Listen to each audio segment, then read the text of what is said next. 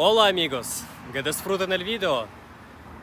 La mañana del 12 de octubre de 2012, George Kelly, un electricista de 43 años con 2 décadas de experiencia, dejó su casa en Riverbend, Pensilvania, antes de que saliera el sol. Su esposa, Sarah, lo despidió con un beso apresurado y una taza de café. George dijo que se dirigía a las montañas Catskill para su habitual fin de semana de caza, como cada año. Sin embargo, esta vez fue distinto. No preparó su equipo como de costumbre. No revisó su escopeta ni consultó mapas de senderos. Simplemente, cargó una pequeña mochila en su camioneta Ford F-150 plateada y salió sin mirar atrás.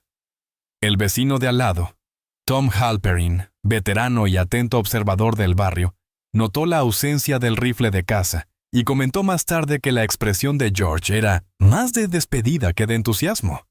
Conduciendo hacia el norte por la carretera 17, George no se detuvo en ninguna de las estaciones de servicio conocidas por los cazadores, ni en las áreas de descanso usuales. Su ruta pareció más evasiva que planificada. 2 días después, al no recibir noticias y con el teléfono de George apagado, Sarah llamó a la policía local. Aportó detalles relevantes. George había sido despedido meses antes de su empresa de mantenimiento industrial. Desde entonces se mostraba apagado, retraído y nervioso. Sus cuentas estaban en rojo y las discusiones eran frecuentes. «Ya no era él mismo», dijo ella en la denuncia. Las autoridades de Pensilvania buscaron en las rutas habituales y revisaron registros en los campamentos de caza. Ninguno tenía constancia de la llegada de George. Tampoco se halló rastro de la camioneta ni transacciones recientes con su tarjeta bancaria. Se consultaron hospitales, moteles y estaciones de policía en la zona de Catskill sin éxito. Los amigos más cercanos afirmaron no haber recibido llamadas ni mensajes. Todo parecía indicar que George había desaparecido por voluntad propia. Un mes después, Sarah recibió un sobre sin remitente con matasellos de Buffalo, Nueva York. Dentro había una sola hoja, escrita a mano.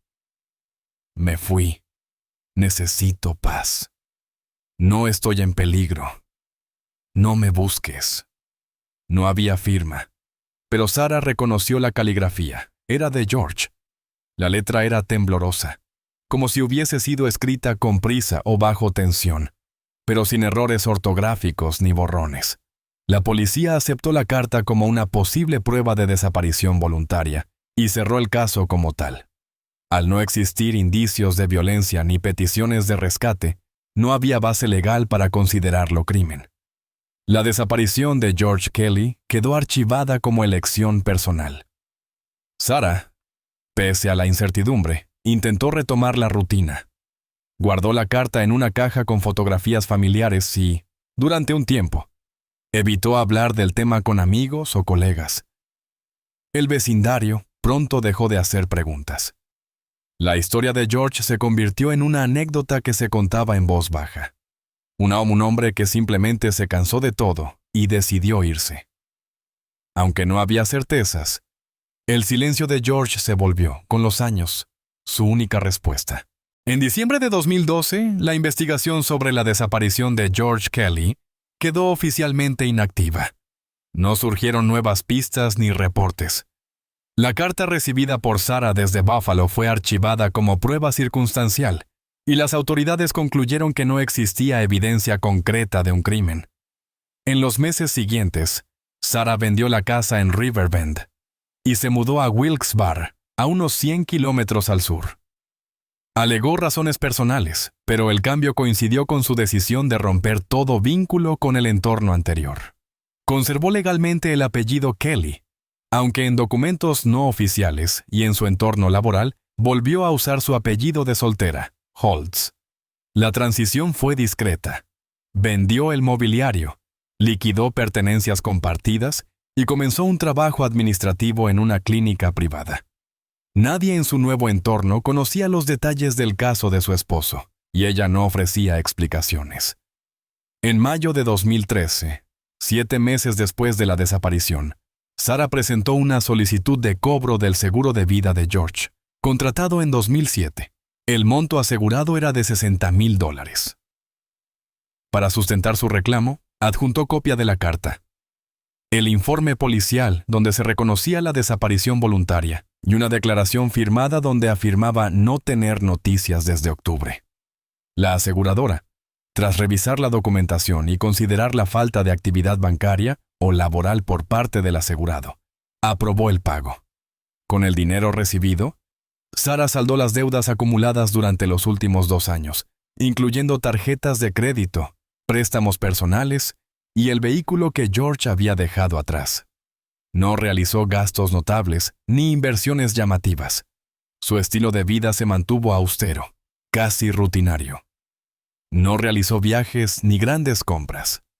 A nivel social, se volvió más reservada. Rechazaba invitaciones, evitaba conversaciones sobre su pasado y mostraba poco interés en retomar vínculos familiares. La única actividad que mantenía con constancia era su empleo, donde era considerada competente pero poco accesible. En 2015 conoció a Randall Mason, un hombre que trabajaba de forma esporádica como técnico en instalaciones eléctricas, sin empleo estable ni dirección fija. La relación entre ambos se desarrolló con rapidez. En menos de 6 meses, Randall se instaló en el apartamento de Sara, aunque nunca formalizaron su convivencia ante las autoridades. No había registros de matrimonio ni contratos conjuntos. A ojos de los vecinos, Randall era una figura extraña. Hablaba poco, salía en horarios inusuales y rara vez saludaba. Sara, por su parte, se volvió más esquiva.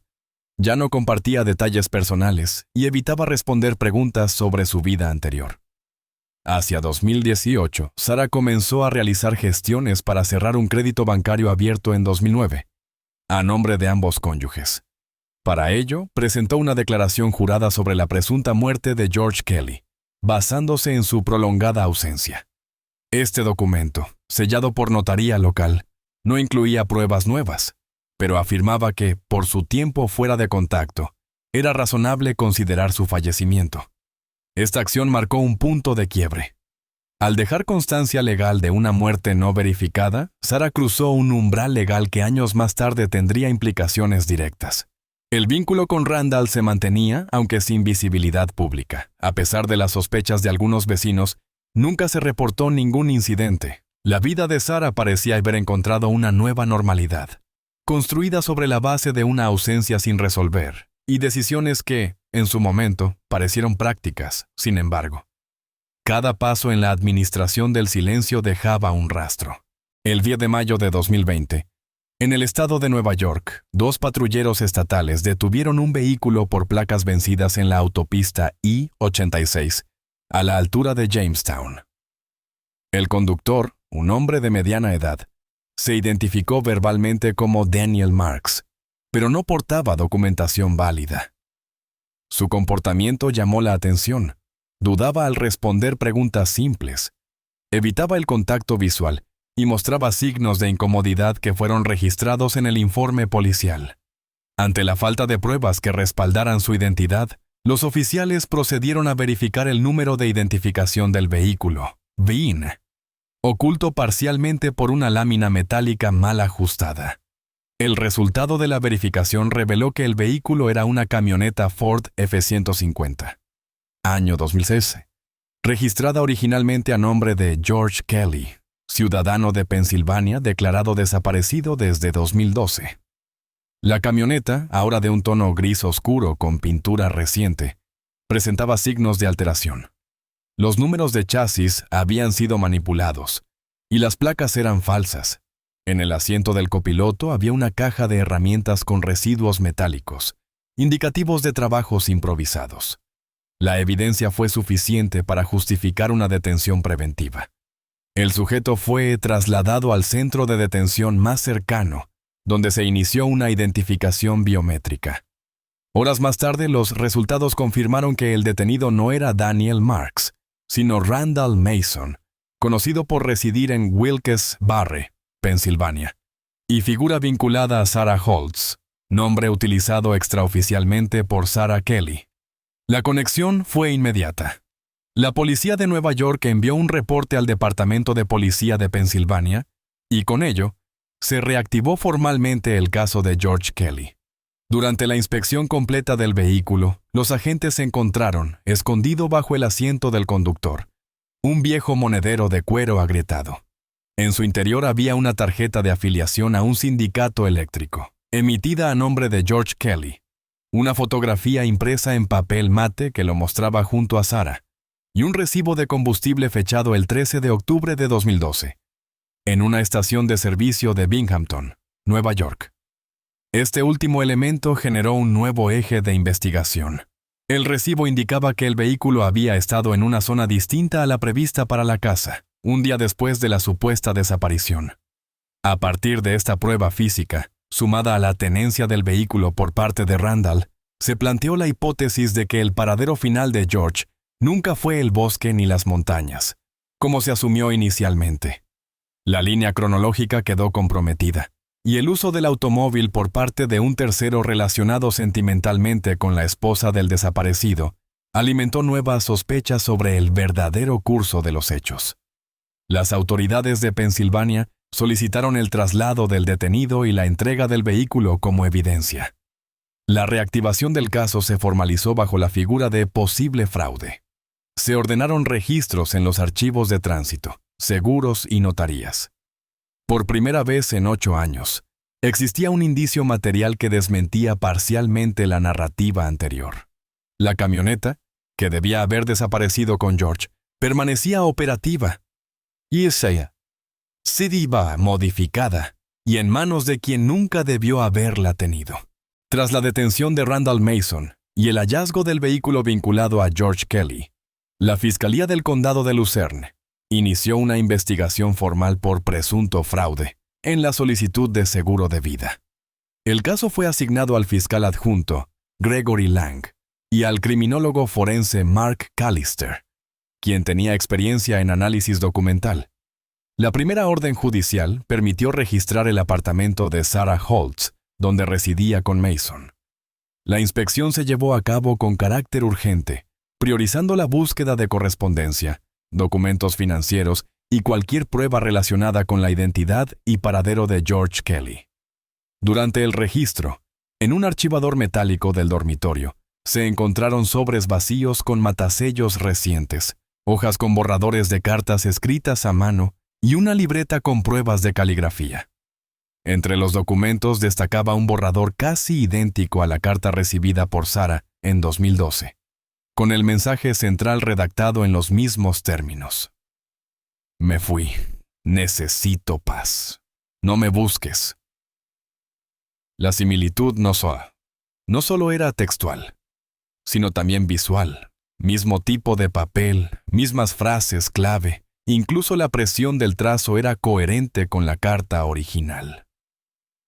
Un análisis preliminar indicó que la tinta correspondía a bolígrafos que Sarah utilizaba en su trabajo administrativo en la clínica, confirmando su posible autoría. Uno de los sobres tenía un matasellos del correo central de Wilkes-Barre, con fecha cercana al día en que Sarah había declarado haber recibido la carta supuestamente enviada desde Buffalo. No había registros postales de esa ciudad asociados al nombre de George Kelly, ni huellas dactilares suyas en el sobre archivado como prueba. Los investigadores comenzaron a considerar que la carta original podría no haber sido genuina, y realizaron comparaciones caligráficas para verificar su origen. Los resultados, presentados en un informe detallado, mostraron un alto grado de coincidencia con la escritura de Sarah Holtz. En paralelo, el equipo legal de la Fiscalía revisó las gestiones realizadas por Sarah ante la aseguradora. Se comprobó que, aunque nunca presentó una declaración de defunción oficial, había firmado un documento jurado afirmando la muerte presunta de su esposo, pese a la inexistencia de prueba física. Dicha declaración, esencial para liberar el pago, se basó en una narración construida sin verificación independiente. El tribunal interpretó que el uso de documentación dudosa con fines económicos podía constituir una conducta fraudulenta. A eso se sumó la tenencia y utilización del vehículo desaparecido por parte de su pareja, configurando una posible acción concertada. Con base en estos hallazgos, El 15 de julio de 2020 se emitió una orden de detención contra Sarah Holtz, bajo cargos de fraude de seguros, falsificación de pruebas materiales y declaración falsa a autoridades. Mason fue imputado como cómplice, acusado de uso indebido de propiedad ajena y colaboración en maniobra fraudulenta. Ambos fueron detenidos sin incidentes. Sarah, durante su traslado, se mantuvo en silencio. No opuso resistencia ni formuló declaración inmediata. La investigación, ahora ampliada, pasó a una fase judicial. Por primera vez en años, se cuestionaba no solo la desaparición de George Kelly, sino también la narrativa que la había sostenido. El juicio contra Sarah Holtz y Randall Mason se celebró en marzo de 2021 en el Tribunal del Condado de Luzerne. La sala estuvo ocupada durante todas las audiencias por periodistas, empleados judiciales y vecinos, atentos a un caso que durante años había permanecido fuera del foco público. La acusación, encabezada por la fiscal Rachel Morrow, presentó el caso como un ejemplo de manipulación deliberada de los hechos con fines económicos. Desde el inicio, la fiscalía estableció una cronología precisa de los eventos, apoyada por testimonios periciales, registros notariales, documentos bancarios y evidencia postal. Entre las pruebas más contundentes, se presentó el análisis caligráfico elaborado por el criminólogo Mark Callister. En su exposición, explicó las coincidencias estructurales entre la carta recibida en 2012 y los borradores encontrados en el domicilio de Sarah. La comparación incluyó trazo, ritmo de escritura, uso de conectores y elección léxica, todos compatibles con el patrón de la acusada. También se mostró el sobre con matasellos de Wilkes Barre, contrastado con la declaración inicial que señalaba a Buffalo como punto de envío. No hubo indicios de manipulación ajena ni pruebas que vincularan a George Kelly con ese documento. Además, se presentaron extractos de las gestiones realizadas por Sarah ante la aseguradora. En ellos se evidenció cómo utilizó la carta falsificada como justificación principal para solicitar la indemnización, firmando una declaración jurada sin tener fundamento legal sobre la presunta muerte. Los movimientos bancarios posteriores al cobro fueron analizados y, si bien no indicaron lujo ni gastos excesivos, sí mostraron un uso sistemático para saldar deudas personales y estabilizar su situación financiera, lo que fue interpretado como motivación económica concreta. La defensa, a cargo de un abogado público, intentó argumentar que Sarah no había actuado con intención fraudulenta, sino desde una necesidad emocional de cerrar una etapa dolorosa. Se sostuvo que la creación de la carta pudo haber sido un intento de encontrar sentido a una pérdida sin explicación, y que las decisiones posteriores, aunque erróneas, no buscaban enriquecimiento sino paz personal. No obstante, el jurado consideró que la sucesión de acciones, desde la redacción del documento hasta la obtención del pago y el intento de cerrar cuentas bancarias con documentación falsa, conformaban un esquema planificado y sostenido en el tiempo. El tribunal concluyó que Sarah Holtz incurrió en conductas ilegales relacionadas con documentación y declaraciones no verificadas. La sentencia fijada fue de 12 años de prisión sin posibilidad de libertad condicional anticipada. Randall Mason fue considerado responsable de colaborar con actos irregulares relacionados con bienes que no le pertenecían, recibiendo una condena de 6 años de prisión. El tribunal subrayó que su rol, aunque secundario, había sido esencial para mantener la narrativa construida por Sarah.